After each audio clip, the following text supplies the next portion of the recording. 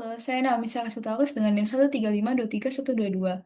Untuk memenuhi tugas makalah strategi algoritma, saya membuat suatu makalah dengan judul Optimizing Chemical Reaction Yields Using the Branch and Bound Algorithm.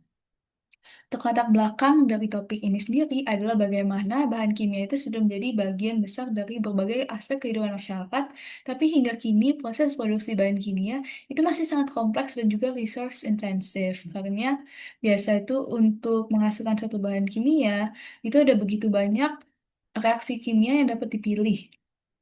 Dan setiap reaksi kimia itu tentunya ada time, resource, ataupun hasil yang perlu dipertimbangkan. Untuk memilih mana yang paling efektif itu masih dilakukan berdasarkan trial and error. Jadi setiap reaksi kimia itu harus dilakukan percobaan. Dan karena banyaknya pilihan ini malah menjadi masalah kombinatorial di mana ada banyak jalan untuk mencapai suatu solusi.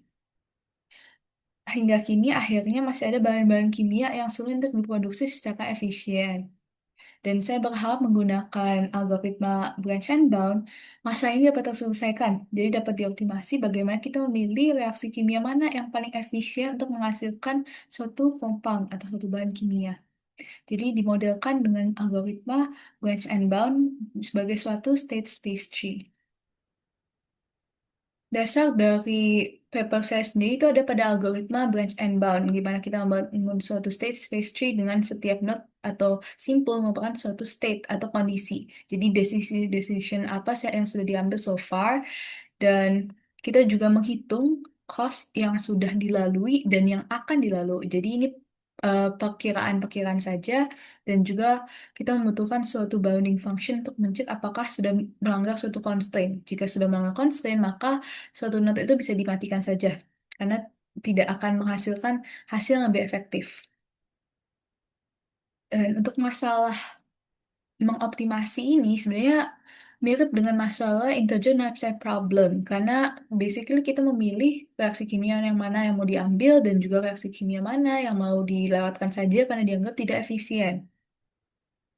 Dan untuk persamaan satu ini adalah constraint dari si knapsack problem. Jadi yaitu kalau udah lebih dari kapasitas backpack, dan juga untuk persamaan dua ini adalah rumus untuk menghitung cost. Selain dasar dari strategi algoritma, kita juga membutuhkan dasar kimia seperti stoichiometry karena kita menggunakan konsep mol untuk balance. Jadi semua jumlah kuantiti dari compound yang ada itu disamakan, distandarisasi dalam bentuk mol. Karena di reaksi kimia sendiri juga itu angka-angkanya, koefisien itu dalam mol. Selain itu, kita juga menggunakan konsep reaksi kimia, bagaimana ada reaksi itu dihasilkan dari reaktan dan juga menghasilkan produk. Dan reaksi itu harus mempertahankan law of conservation of mass. Jadi jumlah di reaktan juga jumlah di produk itu tetap harus sama. Meskipun misalnya dilakukan berkali-kali lipat. Dan reaksi dikalikan berkali lipat itu adalah konsep batch. Jadi batch processing di mana dianggap jika suatu reaksi dilakukan dua kali, maka waktu yang dibutuhkan dua kali lipat. Jadi linear. Meskipun ini tidak persis sama dengan kondisi nyata, tetapi ini cukup mendekati. Jadi membantu untuk perkiraan. Untuk menyelesaikan masalah optimisasi yield atau target produk, kita memodelkan berdasarkan branch and bound algorithm, di mana suatu node itu adalah pilihan-pilihan dari reaksi kimia sudah dilakukan sejauh ini. Dan ini berikut adalah struktur kelas node yang saya gunakan. Dan untuk input sendiri itu bisa dilakukan melalui CLI ataupun menggunakan file text. Jadi kalau untuk file text itu harus mengikuti format, karena nanti akan digunakan struktur tersebut untuk diparsing menggunakan regex pattern, karena kita berhubungan dengan senyawa-senyawa kimia yang sebenarnya bisa cukup rumit apabila tidak diparsing dengan baik dan bisa beda arti. Dan untuk setiap senyawa kimia itu bisa jumlahnya dalam bentuk mol ataupun massa seperti gram atau kilogram. Jadi untuk gram atau kilogram nanti akan dikonversi oleh program menjadi mol berdasarkan data atomic mass yang sudah disediakan. Dan untuk setiap senyawa itu akan disimpan dalam suatu dictionary beserta dengan tadi jumlah molnya. Lalu program juga akan menggunakan priority queue untuk mensortir mana reaksi kimia yang sebenarnya paling efisien. Jadi ini akan ditelusuri paling dulu sehingga diharapkan solusinya itu bisa ditemukan dengan lebih cepat.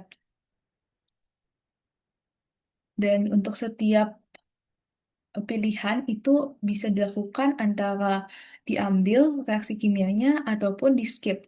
Dan jika misalnya memang mau diambil, maka itu bisa dihitung juga extendnya. Jadi tidak hanya merupakan diambil atau tidak diambil, namun juga diambilnya berapa kali, berapa banyak reaksi kimia tersebut dilakukan agar maksimum.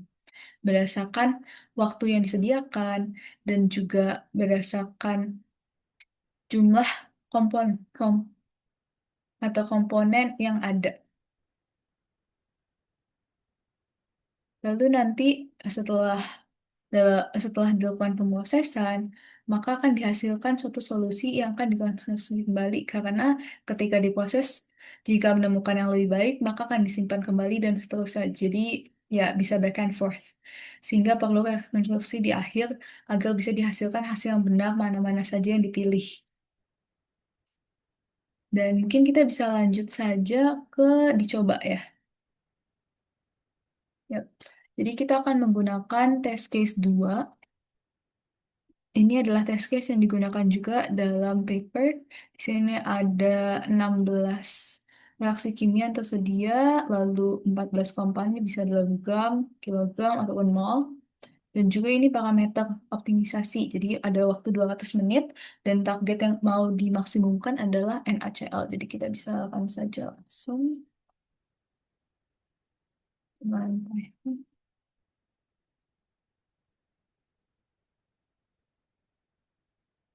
Oke, kita akan menggunakan file input dan kita akan masukkan.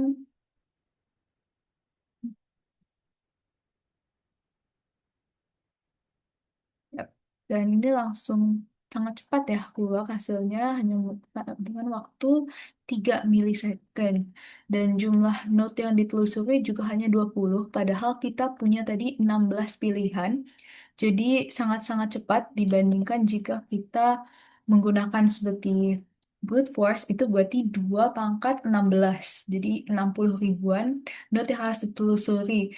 Karena dia tidak ada yang namanya pruning. Jadi berarti di sini tuh pruning yang dilakukan tuh efisien. Sehingga jumlahnya sangat sedikit yang ditelusuri. Dan di sini itu dihasilkan ada 5 yang bisa dilakukan. Jadi ini semuanya dilakukan. Karena bergantung dengan misalnya di sini kalau ada bahan yang sudah habis, misalnya NaOH tidak cukup, maka dia akan menggunakan reaksi selanjutnya yang paling efisien jika ada waktu yang masih tersedia. Dan di sini memang utilization-nya hanya 60%. Ini karena sepertinya bahannya kehabisan. Karena memang di sini jumlahnya sendiri tidak banyak. Jumlahnya sendiri hanya sekian, jadi tidak banyak. Dan ini ada solusi yang sudah disimpan sebelumnya. Bisa dilihat bahwa jumlah molnya sangat-sangat terbatas, jadi tidak bisa dilakukan banyak-banyak. Kalau sudah habis dan tidak ada solusi yang efisien, maka ya udah diselesaikan saja untuk produksinya.